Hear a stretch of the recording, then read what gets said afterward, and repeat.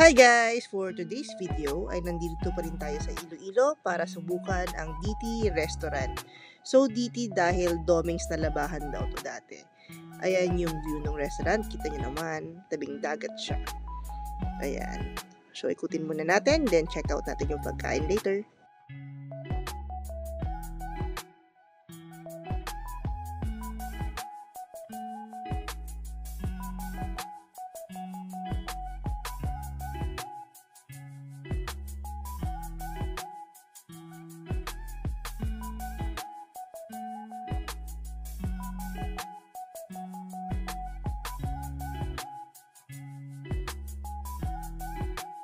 Ayan, turo-turo style siya guys. So marami kayong mga pagkain or ulam na pagpipilian.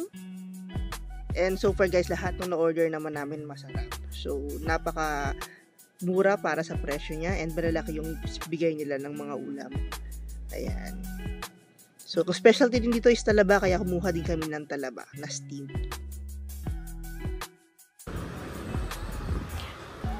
Nandito po kami sa DT Restaurant.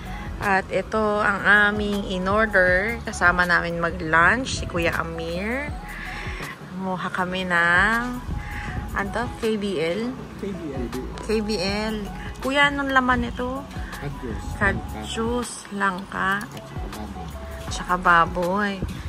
Tapos, liempo, kilawing baboy, kilawing tuna, tsaka adobong pusit. Waiting na lang kami sa aming in-order na talaba. Tarating na ata. Ito na ang aming talaba. Talaba for the win. Unang bukas. Tingnan nga natin. Ayan.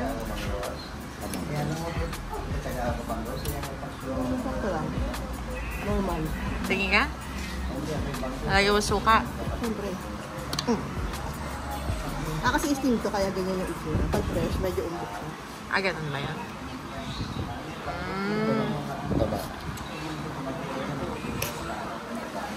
Kamusta naman ang masarap fresh? Naman siya. Kandila. Basta yung parang puti. Yan, taba. Hindi ka nga. Wow, ang taba. Ano kaya? Lagyan natin suka. Kain na Kaya tayo. nakuubos yan, hindi siya kumakain ko. Kain muna kami. Yan, kung nasa Iloilo kayo guys, don't forget to visit DT Restaurant. Sobrang sulit at masarap. That's our review for DT Restaurant. Thank you for watching and see you on our next videos.